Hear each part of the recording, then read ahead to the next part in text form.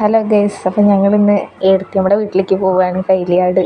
ഞങ്ങൾ ബസ് കാത്തുക്കാൻ വേണ്ടിയിട്ട് ഞങ്ങളുടെ ബസ് സ്റ്റോപ്പിൽ വന്നിരിക്കുകയാണ്. കുറേ നേരം നല്ല പോസ്റ്റായിരുന്നു, ഒരു ബസ്സും വരാതെ കുറേ നേരം ഞങ്ങളിങ്ങനെ വീഡിയോ ഒക്കെ എടുത്തിരുന്നു. പിന്നെ കുറേ കഴിഞ്ഞ് നോക്കുമ്പോൾ ബസ് വന്നിട്ടാണ്.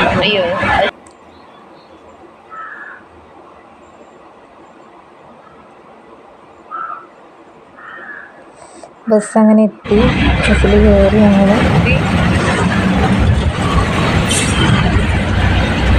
അങ്ങനെ ബസ്സിൽ കയറി ഞങ്ങൾ വീഡിയോ ഒക്കെ എടുക്കുക.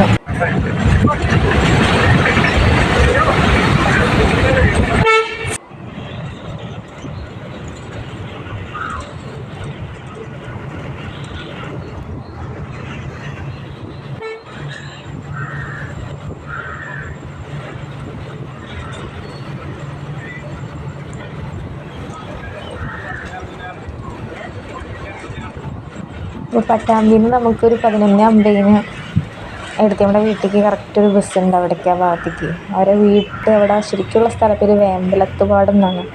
കൈലിയാട്, വല്ലപ്പുഴ കഴിഞ്ഞ് കൈലിയാട് അങ്ങനെ കുറേ പോകാനുണ്ട്, അത്യാവശ്യം ദൂരമുണ്ട്.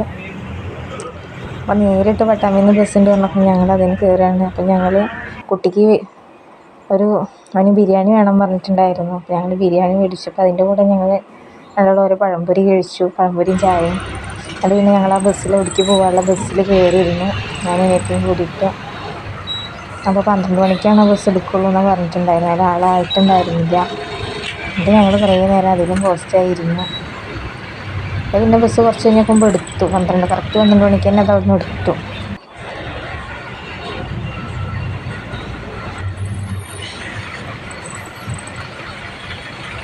അവർ കുറച്ച് ദിവസമായി പോയിട്ടുണ്ടായിരുന്നു കുട്ടികളൊക്കെ. അപ്പം ഞാനിപ്പോൾ ഇവിടെ എൻ്റെ വീട്ടിൽ വന്നേക്ക് നോക്കുമ്പോൾ അവിടേക്ക് പോകാമെന്നൊരു പ്ലാന്. അപ്പം അങ്ങനെ ഞങ്ങൾ പോയതാണ്.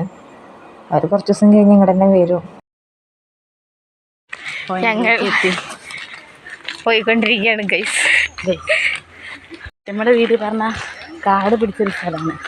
നമ്മൾ കാട്ടിക്കൂടാൻ പറഞ്ഞ അതാണെങ്കിൽ പോകാനാണെങ്കിൽ ഒരുപാട് വഴി. അങ്ങനെ നമ്മൾ 1 മണിക്കൂറായി നടക്കാൻ തുടങ്ങിയിട്ട്. ഇതുവഴി നമ്മൾ നമ്മുടെ സ്ഥലത്തേക്ക് അങ്ങനെ 10-25 വീട് താണ്ടി പോയിട്ടുണ്ടെങ്കിൽ പരവതാനി വിരിച്ച പൂക്കൾ, ഇളം കാറ്റിലാടുന്ന പഴം ചുമയ്ക്കുന്നുണ്ട്.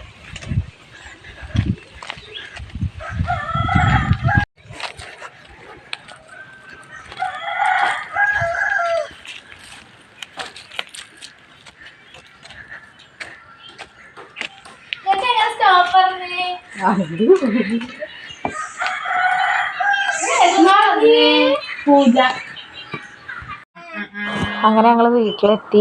അപ്പോൾ ഞങ്ങൾ ദേശവിളക്കിന് ഇവിടെ അമ്പലത്തിൽ ദേശവിളക്ക് ഉണ്ടായി നോക്കുമ്പോൾ കുട്ടികൾ കുറച്ച് കളിപ്പാട്ടൊക്കെ മേടിച്ചിരുന്നു. അപ്പോൾ അതൊക്കെ അവർക്ക് കൊടുത്തു. ഞാൻ കുറച്ച് അതൊക്കെ മേടിച്ചിട്ടുണ്ടായിരുന്നു. പിന്നെ അങ്ങനെ കുറച്ച് അതിലൊക്കെ കളിക്കും ഒക്കെ ചെയ്തിട്ടുണ്ടായിരുന്നു. എഴുത്തിയമ്മ ഉണ്ടായിരുന്നു, പിന്നെ എഴുത്തിയമ്മയുടെ അച്ഛനും ചേച്ചിയൊക്കെ ഉണ്ടായിരുന്നു. പിന്നെ തിരിച്ച് ഞങ്ങൾ അവിടെ നിന്ന് പെട്ടെന്ന് തന്നെ ആ പോയ ബസ്സിന് തന്നെ തിരിച്ചും ഇങ്ങോട്ട് വന്നു. അങ്ങനെ വല്ലപ്പോഴും ഞങ്ങൾ പട്ടാമ്പിക്കുള്ള ബസ് കാത്തുനിന്ന് കറക്റ്റ് പട്ടാമ്പിയിൽ നിന്ന് ഞങ്ങൾക്ക് തിരിച്ച് നാട്ടിലേക്ക് ബസ് കിട്ടി.